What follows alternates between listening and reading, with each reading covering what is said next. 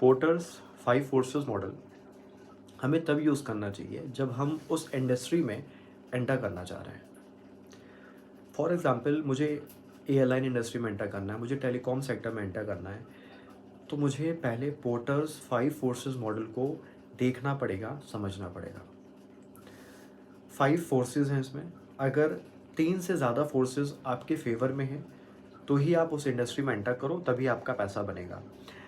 उससे कम है तो आप एंटर मत करो, पैसा नहीं बनेगा, लॉस होगा। 5 फोर्सेस क्या क्या हैं? Bargaining power of buyer, bargaining power of supplier, nature of rivalry, threat of substitute और थ्रेट ऑफ न्यू एंट्रेंट्स। चलिए शुरू करता हूँ। तो थ्रेट ऑफ न्यू सब्स्टिट्यूट्स क्या है या थ्रेट ऑफ सब्स्टिट्यूट्स क्या है कि मैं जिस इंडस्ट्री में एंटर करना चाह रहा हूँ और जो प्रोडक्ट बेचना चाह रहा हूँ उसके कई सारे सब्स्टिट्यूट अवेलेबल हैं, कई सारे सब्स्टिट्यूट अवेलेबल हैं। तो ऑब्वियसली अगर ऐसा है तो फिर ज़्यादा पैसा बनेगा नहीं फिर, ठीक है। नेक्स्ट है थ्रेट ऑफ न्यू एंट्रेंट्स। मैं जिस इंडस्ट्री में होता ना एंटर करना चाह रहा हूँ वहाँ पे कोई भी एंटर कर सकता है, मतलब बहुत ज़्यादा रेस्ट्रिक्शंस नहीं है, ठीक है। तो ऑब्वियसली फिर वहाँ से पैसा नहीं बनेगा। जैसे फॉर एग्जांपल आज मुझे बैंकिंग सेक्टर में एंटर करना है, तो ऑब्वियसली एक minimum paid up capital requirement है, लाइसेंस लेना पड़ता है, ठीक है। मुझे अगर टेलीकॉम में एंटर करना है तो स्पेक्ट्रम लाइसेंस लेना पड़ता है, गवर्नमेंट के बहुत सारे पॉलिसीज़ हैं, प्रोसीजर्स हैं, वो सारा कंप्लाई करना पड़ता है। तो यहाँ पे एंट्री मुश्किल है। लेकिन अब जैसे मुझे मोबाइल का शोरूम खोलना है, मुझे फर्नीचर का शोरूम खोलना है, तो ईजी है।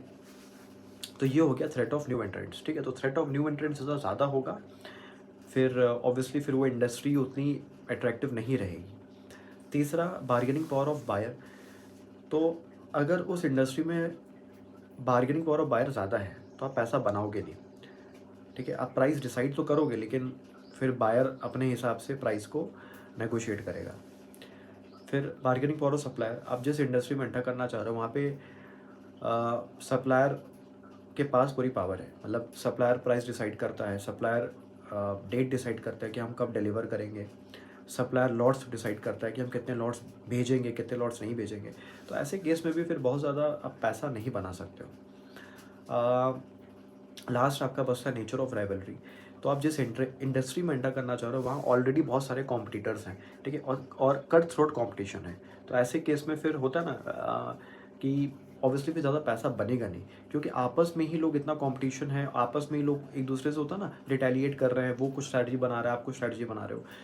तो ये सारे 5 फोर्सेस हैं। मैं फिर से बोल रहा हूँ, ये आप तभी अप्लाई करते हो जब आप उस इंडस्ट्री में एंटर करना चाह रहे हो। मैक्सिमम चीज़ें आपके फेवर में हैं तो आप एंटर करो, अदरवाइज आप एंटर मत करो। चलिए, होपफुली आपने सीखा होगा, समझा होगा। Thank you.